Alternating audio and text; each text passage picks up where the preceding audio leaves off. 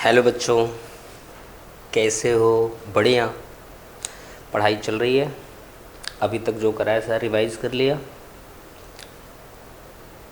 उसके बेटा previous year आप सॉल्व करिए जो टॉपिक पढ़ाए गए हैं। और आज हम लोग अगला टॉपिक करते हैं। आज का टॉपिक हम लोगों का है assimilation of food. Assimilation of food. बेटा ध्यान देना, अभी तक हम लोगों ने भोजन का डाइजेशन किया है, एब्जॉर्प्शन किया है, अब उसका एसिमिलेशन करेंगे। सवाल है कि एसिमिलेशन होता क्या है? एसिमिलेशन होता है बेटा एब्जॉर्प्शन के बाद भोजन का मेटाबॉलिज्म में पार्टिसिपेट होना, जो होता है एसिमिलेशन। अब सवाल है कि एसिमिलेशन कैसे होगा, क्या चेंज आते हैं इन हमारे एब्जॉर्ब फूड में बेटा। लेकिन उसके पहले, एसिमिलेशन के पहले ही एक सवाल यहाँ बन जाता है हमारे पास कि जब हमारे स्टमक में, इंटेस्टाइन में जहाँ जहाँ एब्जॉर्प्शन हो रहा है, आपने कहा मेनली एब्जॉर्प्शन करें स्मॉल इंटेस्टाइन, बट आपने ये भी कहा था कि a little part of monosaccharides and amino acid absorb in mouth cavity. Amino acid तो माउथ कैविटी नहीं कह सकते, मोनोसेकेराइड कह सकते हैं। हम कह सकते हैं कि मोनोसेकेराइड और अमीनो एसिड सिंपल डिफ्यूजन से एब्जॉर्ब हो रहा था एब्जॉर्प्शन के दौरान। स्टमक में बियर, एस्प्रीन एब्जॉर्ब हुआ था। स्मॉल इंटेस्टाइन में हमने देखा था कि हमारा अमीनो एसिड, फैट, कार्बोहाइड्रेट सारे एब्जॉर्ब हुए। लार्ज इंटेस्टाइन में कुछ ड्रग्स और विटामिन्स और वाटर एब्जॉर्ब हुआ। सवाल ये है कि जो डाइजेस्टिव ट्रैक्ट में एब्जॉर्प्शन हो रहा है, एब्जॉर्ब होने के बाद भोजन सबसे पहले कहाँ जाता है? पहला क्वेश्चन, जस्ट यहाँ पहला क्वेश्चन राइज होता है कि जब डाइजेस्टिव ट्रैक्ट में एब्जॉर्प्शन होता है तो एब्जॉर्प्शन के बाद सबसे पहले भोजन कहाँ जाता है? अब आप कहोगे सर हमने तो विलाई में देखा था कि विलाई में ब्लड वेसल लगी हुई है, लिम्फ लगा हुआ है, लिम्फ और ब्लड में जाता है। बेटा आपकी बात सही है, ब्लड में जाता है। वो ब्लड तो हमारा काम कर रहा है भोजन को ट्रांसपोर्ट करने का। वो किस ऑर्गन में पहले जाता है, एग्जामिनर ये पूछना चाह रहा है। आप ही ना बताओ कि एब्जॉर्ब जी ब्लड में चला गया, नहीं, एग्जामिनर पूछना चाह रहा है कि किस ऑर्गन में जाता है। तो बेटा सबसे पहले हम आपको बता दें, भोजन एब्जॉर्प्शन के दौरान हमारे डाइजेस्टिव कैनाल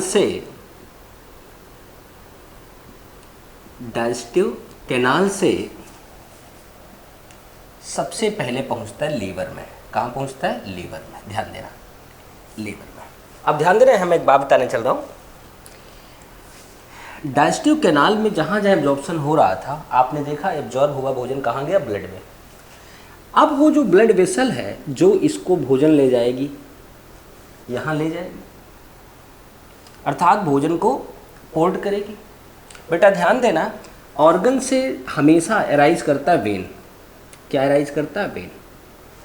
ठीक, और वह वेन क्या कर रहा है? भोजन को ट्रांसपोर्ट कर रहा है, अर्थात वह ट्रांसपोर्ट करने वाला है, पोर्टल वेन है।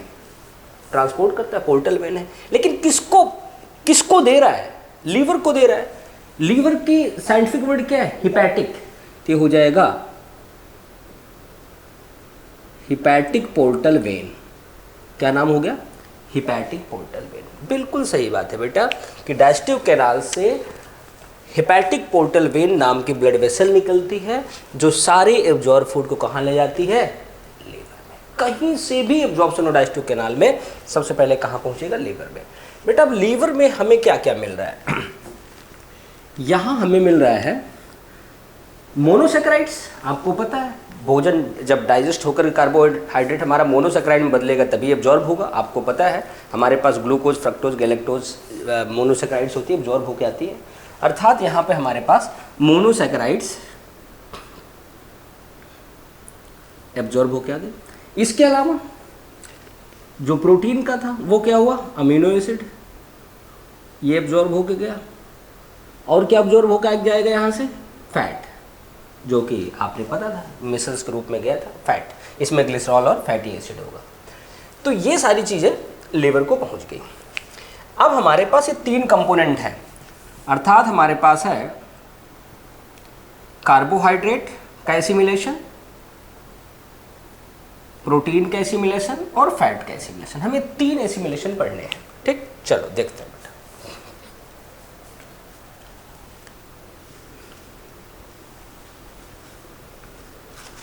सबसे पहले हम करते हैं assimilation of carbohydrate. Assimilation of carbohydrate, assimilation of carbohydrate. Carbohydrate जो एब्जॉर्ब होकर के गया है लीवर में, अब इसका क्या होगा यही हमें जानना है। बेटा ध्यान देना, आपका कार्बोहाइड्रेट बेसिकली मोनोसैकेराइड है, मोनोसैकेराइड है। मोनोसैकेराइड में मोस्टली क्या है, ग्लूकोज है। क्या है, ग्लूकोज है। हो गया बेटा। कोई भी मोनोसैकेराइड हो जब यहाँ लीवर में आता है तो बेटा लीवर के भीतर इसकी प्रोसेस होती है। क्या होगी बेटा, ध्यान देना बेटा, सुनना, अब सीरियस होकर सुनना, यहाँ से सवाल बनना शुरू होते। लीवर में पहुँचने के बाद क्या क्या प्रोसेस होता है बेटा, ध्यान देना। डाइजेस्टिव कैनाल से लीवर में गया, लीवर में जैसे ये ग्लूकोज या मोनोसैकेराइड पहुँचता है, सबसे पहले ग्लूकोज का एक अमाउंट जो हमारे डेली एक्टिविटीज़ के लिए यूज़फुल है, जितना डेली रिक्वायरमेंट है, वो हमारे ब्लड को वापस छोड़ दिया जाता है। उसके बाद जो बचता है एक लिमिटेड अमाउंट तक, यह ग्लूकोज चेंज इनटू ग्लाइकोजन। बेटा सिर्फ ग्लूकोज नहीं, कोई भी मोनोसैकेराइड जो एक्सेस में है वो चेंज इनटू ग्लाइकोजन। और बेटा ग्लूकोज, अब यही पीएमटी का सवाल है, ग्लूकोज से ग्लाइकोजन बनना, क्या बन रहा है, ग्लाइकोजन बनना, मतलब जेनेसिस। जेनेसिस क्या बन रहा है, ग्लाइकोजन, ग्लाइको तो हो जाएगा ग्लाइकोजेनेसिस। क्या हो जाएगा, ग्लाइकोजेनेसिस। ग्लाइकोजेनेसिस हो गया इस प्रोसेस का नाम। अब ग्लूकोज हमारा जो एक्सेस अमाउंट में है, यह मोनोसैकेराइड ग्लाइकोजेनेसिस के दौरान ग्लाइकोजन पॉलीसैकेराइड में चेंज हो जाएगी और स्टोर हो जाएगा। यह ग्लाइकोजन स्टोर हो जाता है, store in liver and muscle. Liver और मसल में स्टोर हो जाता है। कहाँ स्टोर हो जाता है, लीवर एंड मसल।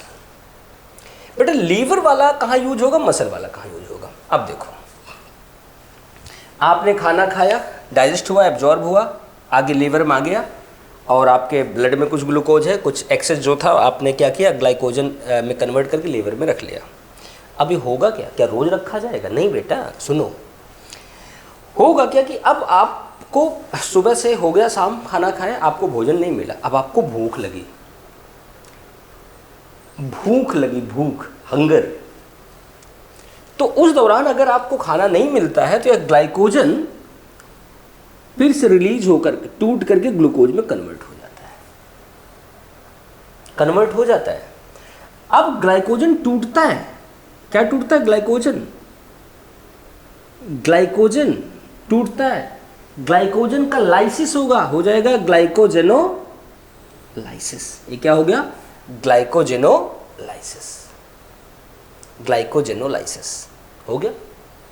अब अगर फिर भी एक्सेस बचा रह जाए तो आपको पता है कि वो क्या होगा, चेंज किया जाएगा नॉन कार्बोहाइड्रेट में या फिर बॉडी से बाहर छोड़ा जाएगा। बेटा ये ग्लाइकोजेनेसिस और ग्लाइकोजेनोलाइसिस आप देख लिए। अब यहाँ पे सवाल, पहला सवाल बनता है कि नॉर्मल ग्लूकोज लेवल या ब्लड शुगर लेवल कितना होता है। बेटा normal glucose level in blood is होता है बेटा 80 to 110 मिलीग्राम पर 100 ml ऑफ ब्लड। हो गया। अब बेटा भोजन करने के 4 से 6 घंटे बाद और भोजन करने के ठीक बाद, बेटा ध्यान देना, अगर हम हंगर की बात करें, भोजन करने के 4 से 6 घंटे बाद, मैंने आप बताया था स्टमक में भोजन 4 से 6 घंटे रुकता है, उसके बाद पास होता है। बेटा ध्यान देना, 4 से 6 घंटे बाद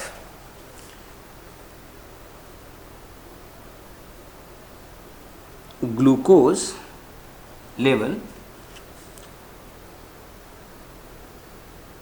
after 4 to 6 hour of meal, मतलब भोजन के 4 से 6 घंटे बाद ये होता है बेटा 60 to 70 मिलीग्राम पर 100 ml ऑफ ब्लड।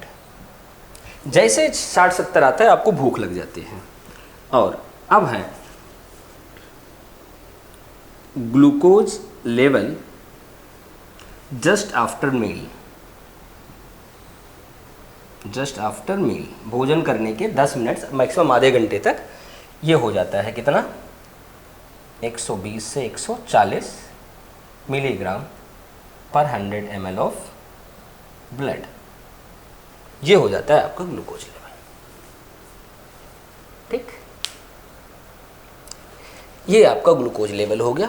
अब ध्यान देना, ये ग्लूकोज ही आपके बॉडी का प्राइमरी सेलुलर फ्यूल है, ये ग्लूकोज।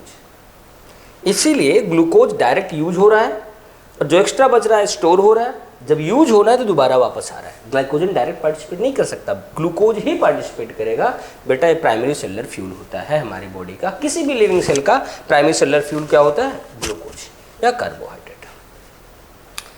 बेटा ये बात हो गई कार्बोहाइड्रेट की एसिमिलेशन की बात है। अब हम बात करते हैं फैट की।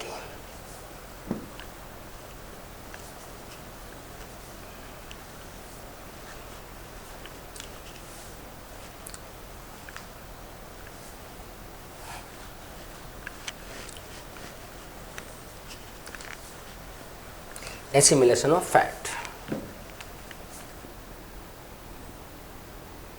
बेटा फैट में आपने क्या देखा था, डाइस एब्जॉर्ब क्या हुआ था आपको, फैटी एसिड और ग्लिसरॉल।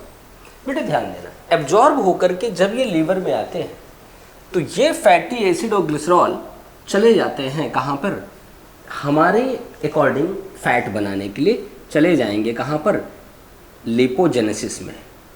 लिपोजेनेसिस में बन जाएगा फैट या लिपिड, और ये फैट या लिपिड स्टोर हो जाता है, स्टोर इन एडिपोसाइट टिश्यू। एडिपोसाइट मतलब फैट वाली टिश्यू, या जस्ट बिलो स्किन के ठीक नीचे स्टोर हो जाता है। बेटा ऐसा इसलिए होता है, मैं आपको बता देता हूँ कि फैट का नेचर होता है इंसुलेटर लेयर। जैसे मान लो हमारी स्किन है, स्किन के नीचे फैट लग गया बेटा, तो ये फैट इंसुलेटर लेयर है, तो हीट लॉस नहीं होने देगा।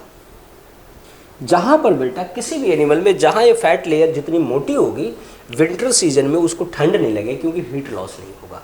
ठीक, इसे हम लोग ह्यूमन बीइंग के केस में पैनिकुलस लेयर भी कहते हैं। ठीक बेटा ध्यान देना, फैट हमारा सेकेंडरी सेलुलर फ्यूल है। अगर हमारी बॉडी में कार्बोहाइड्रेट खत्म हो गया तो उसके बाद क्या यूज होगा, फैट। उसके बाद क्या यूज होगा, फैट यूज होगा। बेटा ध्यान देना, फिर क्या यूज होगा, फैट। ये पीएमटी में सवाल भी बनता है, सीक्वेंस ऑफ एसिमिलेशन या यूटिलाइजेशन ऑफ फूड। तो आप बताना पहले कार्बोहाइड्रेट, सबसे पहले क्या यूज होता है, कार्बोहाइड्रेट, फिर क्या यूज होता है, फैट। अगर फैट खत्म हो गया तो क्या यूज होगा, प्रोटीन। बेटा ध्यान देना, अब जब यहां तक आ गए तो मैं आपको एक बात बता देता हूं। अभी आपने क्या देखा था, आपने देखा था कि ग्लूकोज बदल जाता है ग्लाइकोजन में, जिसे आपने कहा था ग्लाइकोजेनेसिस, और ग्लाइकोजन टूट गया ग्लूकोज में, आपने कहा ग्लाइकोजेनोलाइसिस। लेकिन एक बात बताओ, अगर आपका ग्लाइकोजन भी खत्म हो गया और आपको फिर भी खाना नहीं मिला, तो होता क्या है कि ये जो नॉन कार्बोहाइड्रेट पार्ट है, अर्थात हम फैट या अमीनो एसिड की बात करें, तो ये ग्लूकोज में कन्वर्ट होने लगते हैं। किस में कन्वर्ट होने लगते हैं, ग्लूकोज में। तो अब बेटा एक बात बताना, यहाँ ग्लूकोज ग्लाइकोजन में कन्वर्ट हुआ था, ये भी कार्बोहाइड्रेट, ये भी कार्बोहाइड्रेट, ये सिर्फ कन्वर्ट हुए थे, एक दूसरे में चेंज हुए थे। लेकिन बेटा ध्यान देना, यहाँ पर ये नॉन कार्बोहाइड्रेट चीज़ है। आप ये नया ग्लूकोज बना रहे हैं, तो इस प्रोसेस का नाम नॉन कार्बोहाइड्रेट पार्ट से, नॉन डेरिवेटिव ऑफ कार्बोहाइड्रेट से, लाइक फैट और अमीनो एसिड से जब ग्लूकोज बनता है तो बेटा उसे क्या कहते हैं, उसे कहते हैं, नया बन रहा है ना, इसे कहते हैं ग्लूकोज नया बनाओ, ग्लूकोनियोजेनेसिस। ग्लूकोनियोजेनेसिस क्या बोलते हैं, ग्लूकोनियोजेनेसिस। बेटा अब हमारे पास है प्रोटीन, अब हमारे पास क्या है, प्रोटीन। बेटा ध्यान देना प्रोटीन का एसिमिलेशन कैसे होता है। प्रोटीन का एसिमिलेशन, बेटा ये जो प्रोटीन हमारा बना है किसमें, अमीनो एसिड में चेंज हुआ है। अमीनो एसिड एब्जॉर्ब होकर के आता है लीवर में, लीवर में जब आएगा तो यह अमीनो एसिड क्या बनाएगा, नया प्रोटीन, हमारे बॉडी के अकॉर्डिंग क्या बनाएगा, प्रोटीन बनाएगा। लेकिन बेटा जो एक्सेस अमीनो एसिड है हमारी बॉडी में कभी स्टोर नहीं होता, जब स्टोर नहीं होगा तो यह अमीनो एसिड बेटा ऐसे इसका फॉर्मूला होता है, typical formula COOH HR NH2। बेटा यहाँ से NH2 निकल जाएगा, इस प्रोसेस को कहेंगे डीएमिनेशन, और यह NH2 बेटा अब क्या करेगा, CO2 के साथ रिएक्शन करके यूरिया साइकिल चलाएगा, यूरिया साइकिल चला करके बना देगा यूरिया, और यूरिन के सहारे बाहर निकल जाएगा, यूरिन के सहारे बाहर निकल जाएगा। इसीलिए बेटा कहा जाता है कि प्रोटीन एक्सेस नहीं खाना चाहिए, जितना बॉडी में ज़रूरत है प्रोटीन ज़्यादा उसको खाना चाहिए जो फिजिकल वर्क करता है, जिम में जाता है, पहलवानी करता है, झगड़ा करता है, कुछ लड़ाई लड़ता है उसको। अब PMT में सवाल आया हुआ है कि एक व्यक्ति है जो प्रोटीन रिच डाइट खाता है या रात को केवल मीट खाता है, मांस खाता है, तो उसके यूरिन में सुबह किस केमिकल की मात्रा ज़्यादा होगी, उसके यूरिन में केमिकल की मात्रा जिसकी ज़्यादा उसका नाम है यूरिया। बेटा आज के लिए बस इतना, एसिमिलेशन हो गया, बाकी चीज़ें अगली क्लास में। Okay, thank you.